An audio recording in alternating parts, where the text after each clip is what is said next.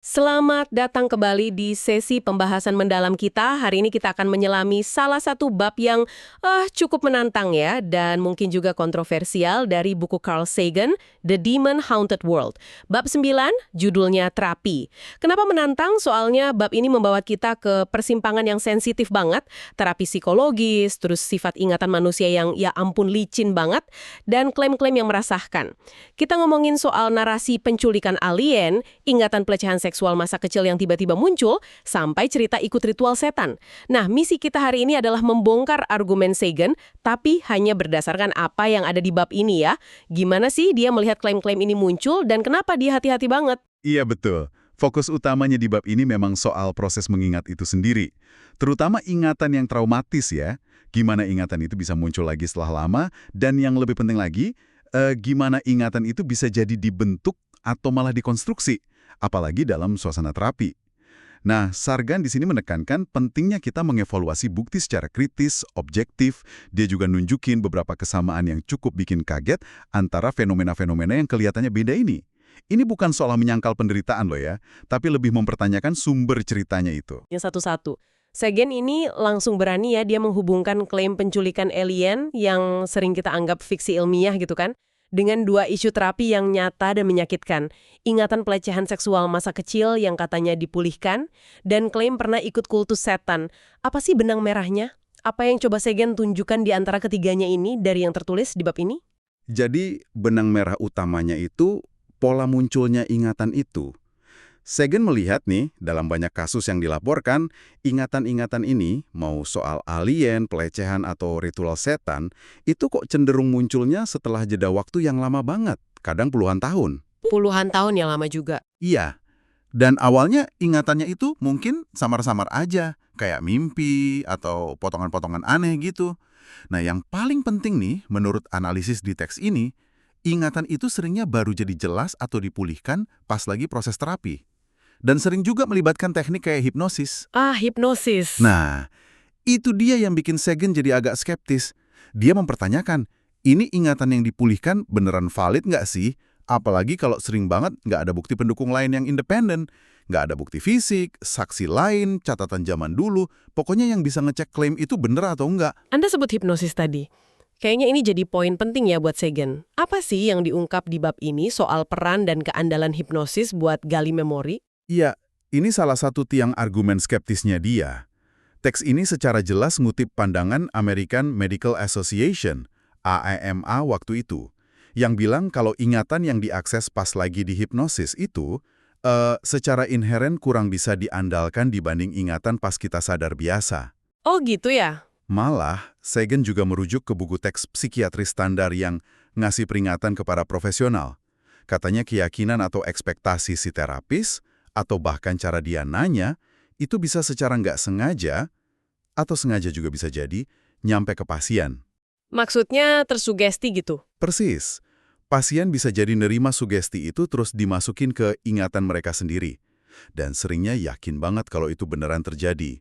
Nah, fakta kalau banyak cerita penculikan alien, sama beberapa kasus ingatan pelecehan yang kontroversial itu munculnya lewat hipnosis, itu kayak lampu merah buat Sagan. Jadi ada potensi terapisnya sendiri ikut mempengaruhi tanpa sadar gitu ya. Sagan nyebut soal sugestibilitas. Seberapa jauh sih teks ini ngebahas gampangnya orang, bahkan orang dewasa, kena pengaruh sugesti semacam itu? Cukup jauh dibahasnya, dan ini penting banget. Sagan ngacu ke penelitian psikologi, dia nyebut contoh karya Ceci dan Loftus yang nunjukin lewat eksperimen gimana lunaknya memori kita sama sugesti. Ini bukan cuma masalah anak-anak loh, walaupun mereka rentan banget ya, tapi orang dewasa juga bisa banget terpengaruh. Sugesti ini, mau halus atau terang-terangan, bisa bikin otak kita ngelakuin yang namanya konfabulasi. Ini bukan bohong sengaja ya. Konfabulasi itu proses di mana otak secara nggak sadar ngisi lubang-lubang di ingatan pakai detail rekaan yang rasanya tuh nyata banget buat orangnya. Detailnya bisa kaya dan emosional banget. Rumit juga ya, Alb. Apa tuh maksudnya, bisa dijelasin dikit? Oh iya, ingatan flashbulb itu istilah buat ingatan kita yang rasanya jelas banget, detil, hidup gitu. Soal momen-momen yang mengejutkan atau emosional banget, baik pribadi atau bareng-bareng. Misalnya, Anda ingat lagi di mana pas dengar berita serangan 911 atau kejadian besar lainnya. Rasanya kayak kerekam sempurna, kayak foto kan? Iya, iya benar. Tapi, penelitian yang dirujuk Sagan nunjukin bahkan ingatan sekuat itu aja bisa berubah detailnya seiring waktu. Bisa ada elemen yang nggak akurat, padahal kita yakin banget itu benar. Nah, kalau ingatan sekuat itu aja bisa salah, Sagan nanya, gimana dong sama ingatan yang samar, mirip mimpi, atau yang muncul di bawah pengaruh sugestif kayak hipnosis? Ini benar-benar nunjukin betapa rumitnya cara kerja ingatan kita ya. Tapi di sisi lain nih, dan ini penting, teks ini juga tegas banget ngakuin realitas mengerikan dari pelecehan seksual masa kanak-kanak. Sagan nggak nyangkal itu terjadi. Itu umum, dan dampaknya parah. Gimana dia menyeimbangkan skeptisismenya soal metode pemulihan ingatan tertentu dengan pengakuan tulus akan realitas trauma itu sendiri menurut bab ini. Nah, ini dia nih. Dia jalan di garis tipis banget. Dan Sagan, menurut teks ini, berusaha keras bikin perbedaan itu jelas. Dia secara eksplisit nyajiin data statistik soal prevalensi pelecehan yang nyata dan ada catatannya. Misalnya, dia kutip angka perkiraan 1 dari 10 wanita di AS pernah diperkosa, seringnya pas muda. Terus ada hubungan statistik antara pelecehan masa kecil sama perilaku kekerasan atau kriminal pas dewasa. Oke. Penekanannya itu di bukti. Dia minta kita bedain hati-hati antara kasus pelecehan yang ada bukti independennya, misalnya laporan medis, buku harian zaman itu, saksi lain yang konsisten, atau pengakuan pelaku yang bisa dicek, dengan ingatan yang muncul puluhan tahun kemudian, seringnya cuma pas terapi sugestif, tanpa bukti pendukung sama sekali. Jadi kuncinya di bukti pendukung ya? Iya. Buat Sagan, fakta bahwa tuduhan palsu itu bisa terjadi dan kadang dipengaruhi figur otoritas, kayak terapis di beberapa kasus kontroversial, itu relevan banget. Dia pakai analogi.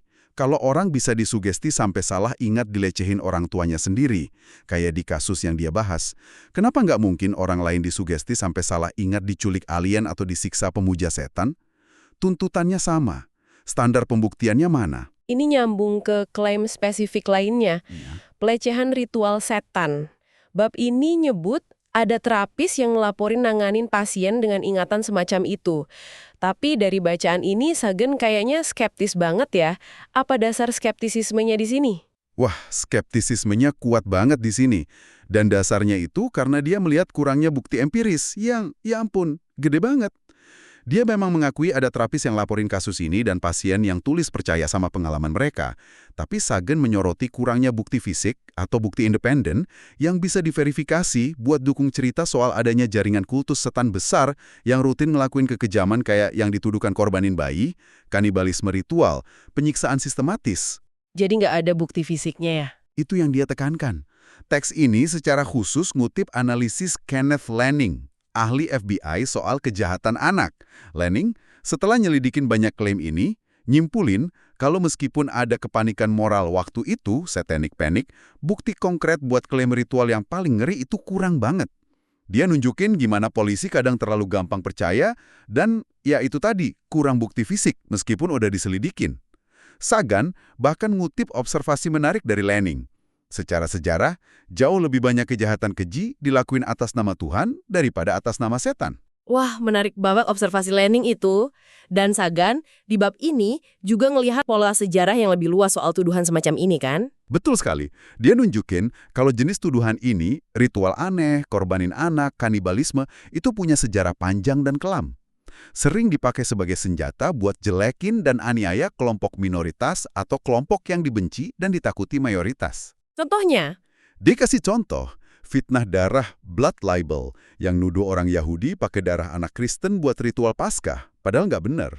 Tuduhan mirip ke kesatria Templar pas mereka diberantas. Bahkan gimana orang Romawi kuno nuduh orang Kristen awal lakuin kanibalisme, soal ekaristi, dan inses. Buat Sagan, munculnya lagi pola tuduhan mirip dalam konteks pelecehan ritual setan modern ini, nunjukin kalau cerita ini mungkin lebih akarnya ke ketakutan bareng, prasangka, dan psikologi massa daripada fakta. Semacam template buat ngejelekin yang lain gitu loh. Supaya argumennya lebih jelas, teks ini nyajin studi kasus spesifik yang cukup bikin gak nyaman ya, kasus Paul Ingram. Bisa dijelasin dikit kasus ini dan kenapa Sagan anggap ini penting berdasarkan yang tertulis? Kasus Paul Ingram ini disajikan sebagai contoh yang gamblang banget dan tragis juga soal gimana ingatan yang dipulihkan itu bisa jadi hasil tekanan psikologis yang parah dan sugesti. Ingram ini wakil sheriff, orang Kristen fundamentalis yang dihormati di lingkungannya. Pas diinterogasi intens sama polisi yang udah yakin ada konspirasi setan dan pendetanya juga, Ingram mulai ingat terus ngaku udah ngelakuin pelecehan setan yang ngeri ke anak-anaknya sendiri. Waduh, Nah, pengakuan ini, yang awalnya bukan dari ingatan spontan, tapi muncul setelah ditekan habis-habisan, terus jadi pemicu. Anak-anak sama istrinya, pas dihadapin sama pengakuan Ingram dan tekanan serupa, juga mulai ingat detail-detail pelecehan ritual yang makin liar, bahkan nyenet nama warga terkemuka lain. terus gimana akhirnya? Penyelidikan independen selanjutnya, termasuk oleh sosiolog Richard Ofshea, yang karyanya dikutip Sagan, nemuin banyak yang nggak konsisten dan bukti kuat kalau ingatan-ingatan ini kemungkinan besar ingatan palsu yang ditanamkan. Contoh paling jelas, salah satu putrinya ngaku punya bekas luka fisik gara-gara siksaan ritual, tapi pas diperiksa dokter, nggak ada bekas luka kayak gitu. Tapi ini tetap dihukum. Iya, meskipun Ingram kemudian coba cabut pengakuannya, bilang semua ingatan itu fantasi yang ditanamin interrogator, usahanya gagal, dan dia tetap dipenjara. Buat Sagan, kasus Ingram ini ilustrasi mengerikan soal potensi bahaya ingatan palsu yang diciptakan, bukan cuma buat orangnya, tapi juga buat keluarga dan komunitas. Cerita yang bikin merinding ya. Teks ini juga nyebut ada studi dari Inggris yang kesimpulannya mirip sama analisis Lanning di AS, yaitu nggak nemu bukti kuat soal klaim pelecehan ritual setan yang meluas, dan malah nunjuk peran beberapa spesialis dari Amerika dan Inggris dalam nyebarin ide ini. Jadi, mikir nih, kalau bukti konkretnya selemah itu, kayak yang disajikan Sagan, kenapa sih ide soal konspirasi pemuja setan, atau bahkan ingatan diculik alien ini bisa kuat banget bertahan dan nyebar waktu itu? Apa penjelasan psikologis yang ditawarin Sagan di bab ini? Sagan bilang ada beberapa faktor psikologis kuat yang main. Salah satunya itu potensi lega secara psikologis yang ditawarin cerita ini. Kalau orang lagi menderita, bingung, atau punya masalah psikologis yang susah dijelasin, nerima penjelasan kalau ada kekuatan jahat dari luar, mau itu alien, pemuja setan, atau pelaku pelecehan yang lupa, yang tanggung jawab atas penderitaannya, itu bisa bikin rasanya bebas. Oh, jadi kayak nyari kambing hitam gitu ya? Bisa jadi begitu. Ini bisa ngalihin beban tanggung jawab pribadi atau rasa bersalah yang mungkin susah dihadapi. Nah, terapis atau figur otoritas lain yang nawarin cerita kayak gini mungkin disambut baik karena mereka ngasih penjelasan yang nyambung, meskipun fantastis, buat rasa sakit yang nyata. Akibatnya, kalau ada yang skeptis atau nanya kritis soal cerita ini, bisa dianggap nyerang atau nolak pengalaman penderitaannya. Jadi susah diterima. Masuk akal juga sih. Ini menurut Sagan, nyentuh kecemasan dasar kita. Kebutuhan kita akan penjelasan, dan mungkin juga daya tarik cerita-cerita yang dramatis dan luar biasa dibanding penjelasan yang lebih biasa, rumit, atau bahkan nggak memuaskan. Ada semacam kenyamanan gitu loh kalau punya musuh yang jelas. Iya, paham. Dan menjelang akhir bab, Sagan balik lagi ke dasar argumennya, sifat dasar ingatan itu sendiri. Dia kayaknya mau nekenin betapa rapuh dan nggak bisa diandalinnya proses mengingat kita. Disinilah bagian yang sangat menarik. Apa poin kuncinya soal sifat ingatan ini? Iya, dia benar-benar mau kita mikir betapa anehnya kita seringkali lebih percaya sama ingatan yang paling nggak stabil. Dia pakai contoh simple kayak refleks mioklonik gitu loh, sensasi kaget atau kayak jatuh pas kita baru mau tidur. Oh, yang kayak kesetrum gitu ya? Nah iya, itu kan pengalaman fisik nyata, tapi terjadinya pas di ambang sadar. Terus dia nanya, kenapa kita harus lebih percaya sama ingatan yang terbentuk pas kesadaran kita berubah atau keganggu, kayak pas hipnosis, setengah tidur, ingatan kayak mimpi, atau ingatan yang samar banget, dibanding persepsi dan ingatan kita pas kita sadar penuh dan waspada?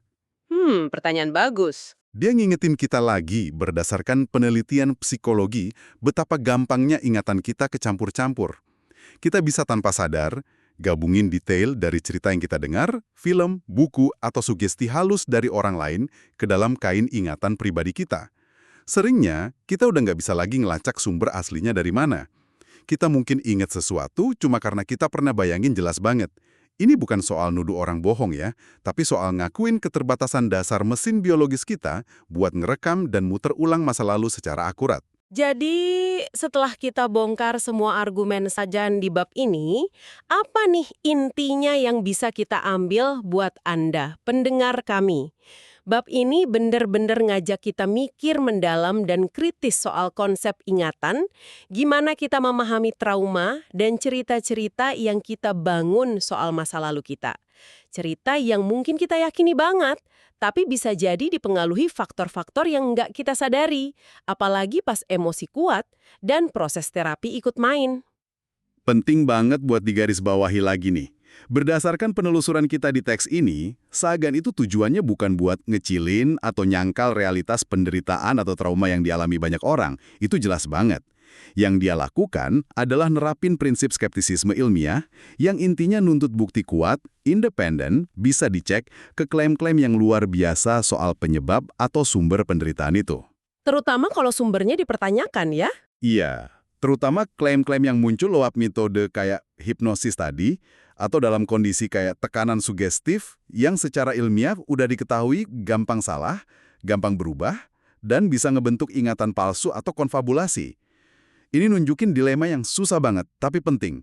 Gimana kita bedain antara keyakinan yang kita pegang teguh dan rasain banget sama kebenaran faktual yang bisa dibuktikan secara objektif. Bab ini nggak nawarin jawaban gampang, tapi minta kita waspada sama potensi kesalahan dalam proses mengingat kita sendiri. Sebagai penutup, sebuah pemikiran nih buat Anda bawa pulang dan renungkan lebih lanjut yang terinspirasi dari pembahasan kita soal bab ini. Kalau ingatan kita, bahkan ingatan yang paling penting, emosional dan rasanya nyata banget buat kita, ternyata bisa segitu gampangnya dibentuk, diubah, atau bahkan diciptain sama sugesti dari luar, atau proses internal otak kita yang nggak kita kontrol penuh. Apa dong implikasi luasnya ke cara kita memahami diri kita sendiri?